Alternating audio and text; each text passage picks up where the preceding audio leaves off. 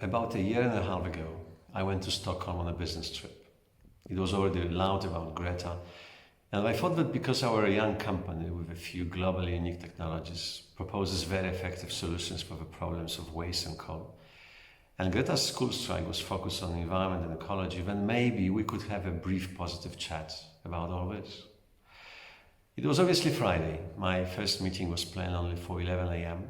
So I decided to take this opportunity and I walked in the morning to the Swedish Parliament. She was there, but unfortunately, she was already a pretty well-recognized person, surrounded by a group of people. So after some time, I gave up waiting for her to be free again, and I simply returned to my plan for the day. The purpose of my visit to Stockholm was to meet the brokerage house in connection with a plan to take our company public on one of the local stock exchanges.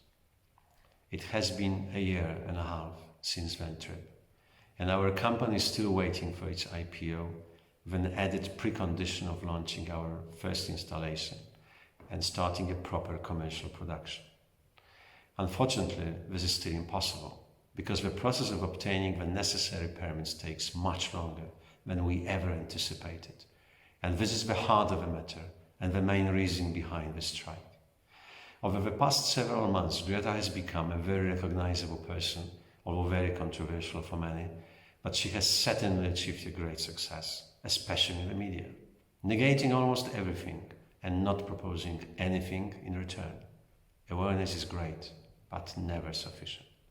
Meanwhile, we, with our technologies, which allow us to solve the problems of difficult waste, and in some cases also coal, mainly brown coal, are still treading on the spot, begging the European system of environmental care for giving us a chance to show what we can do.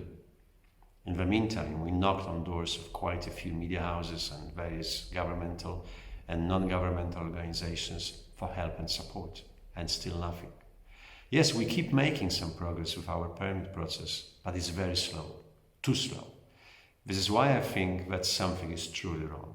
On the one hand, we are able to fall in love with ecological noise, ready to glorify certain personalities and the roles they play. Great. But on the other hand, we don't even think about the effectiveness of legal regulations regarding environmental protection. And we waste so much precious time before any potential solution could deliver on its technological promise. No, I'm not focusing only on my problems because I'm now fighting for our common planet, Planet A.